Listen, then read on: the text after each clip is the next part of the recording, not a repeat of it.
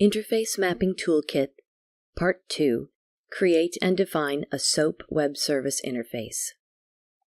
In this video, we'll review the demonstration program code, and then use that code to create a SOAP Web Service Interface consisting of two operations. Before we create and define a service interface for the Schedule application, let's take a look at the Schedule program source code to get familiar with what it does. To pull it up in the COBOL editor, just select schedule.cbl in the Solution Explorer. A service interface communicates with an application through the linkage section. As we'll see later in this video, the IMTK interface mapper uses the linkage section as the entry point into the program. These are the fields we'll be working with as we create our service interface. Next, we need to look at the procedure division to get an idea of what functions are performed. First of all, we can see by the procedure division using statement that these are the fields from the linkage section that supply values in the procedure division. When we define the service interface, we create corresponding interface fields to supply these values from the client or from the service interface itself. According to this if-else statement, we see that the value of the link operation field determines what the program does next.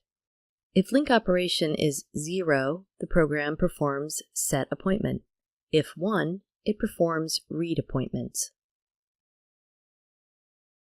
Looking at these two paragraphs, we can see that essentially this application does two things. It sets an appointment, and it reads appointments that were set previously. So our end users use the Schedule application to make an appointment, which is done in the application in the Set Appointment paragraph, and to check that an appointment is set properly, or perhaps to remind them of when the appointment is. This is done in the Read Appointments paragraph. Now that we know what the application does, we can create a service interface that enables our end users to make and check appointments.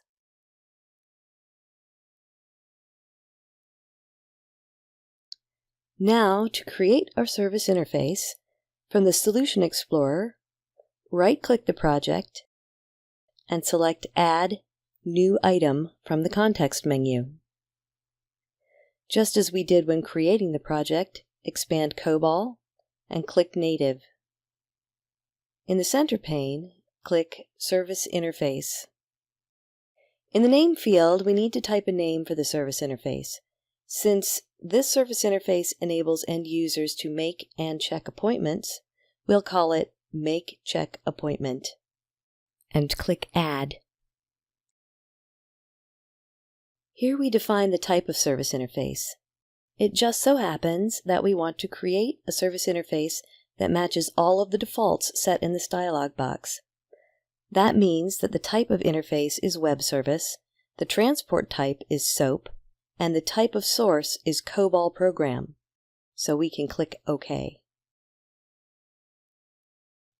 At this point, Enterprise Developer, or Visual COBOL, creates the service interface component and adds it to the project. It also calls up the interface mapper where we can define the service interface.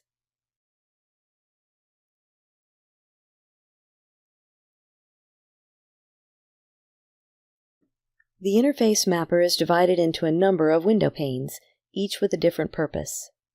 On the left is the COBOL entry point pane. This is where the interface mapper puts the fields from the COBOL program's linkage section. On the right, we have the interface fields pane, where we put service interface fields that we create from the entry point fields. This reusable fields pane is where we would put a copy of any interface fields that we want to use across operations.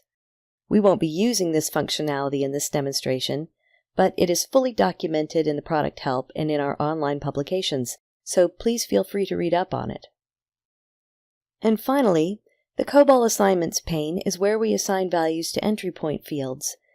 Each value supplied here simulates user input, as we'll see as we progress through the process of defining this service interface. As we discussed earlier, the purpose of this service interface is to enable our end users to make and check appointments.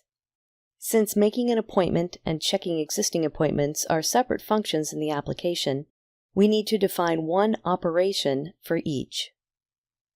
We want the first operation to enable end users to make an appointment. Here we'll right-click on Operation and select New from the context menu. In the name field, we'll type a name for this operation, Make Appointment. In this box under Select Program Copybook, we want to select our COBOL program, which is Schedule. The Schedule program has just one entry point, Schedule, which is listed here. When we select it, a representation of the linkage section appears in the box on the right. This is what populates the COBOL entry point pane in the interface mapper. And now click OK.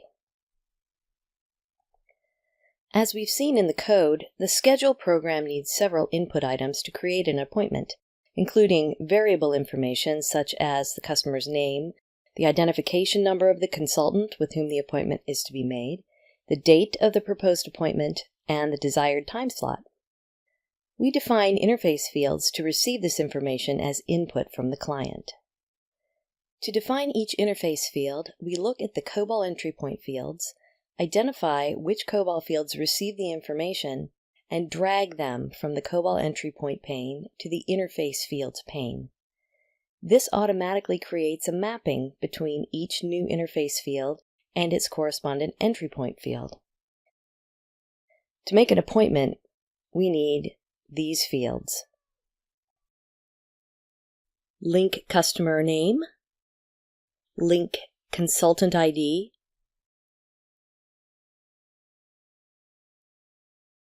link date, and link time slot. By default, an interface field is created as an input field.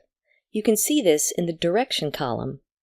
Since we intend to have our end users input the information into the client, we can accept the default input direction for each. The description in the type column for each of these is determined by the picture clause of the originating field. Notice that the interface field names are similar to those of the entry point fields from which they were created.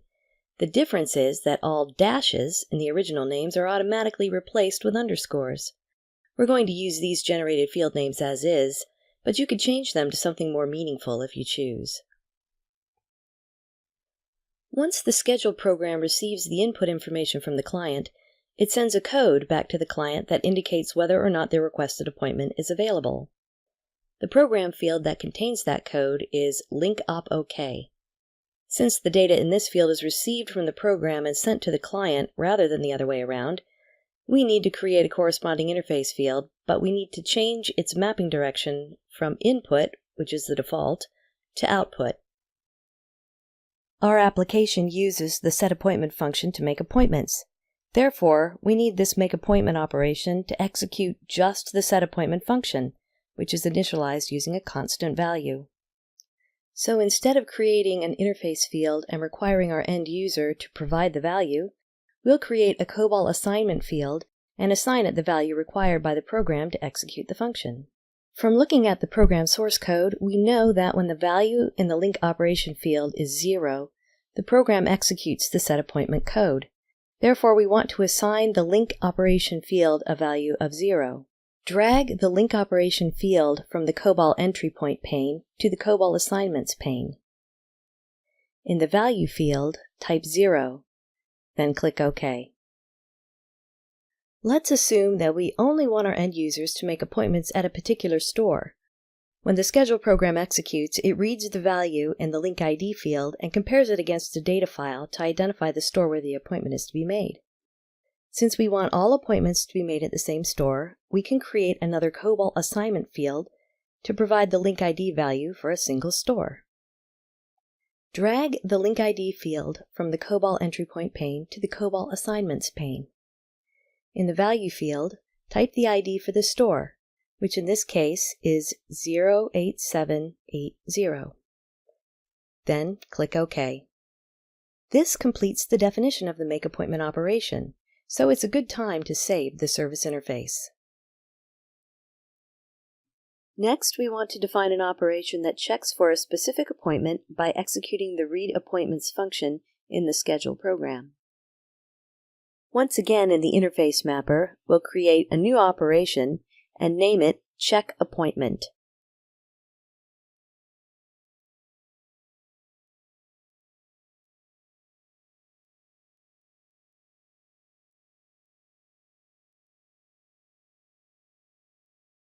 This operation uses most of the same interface fields as does the make appointment operation.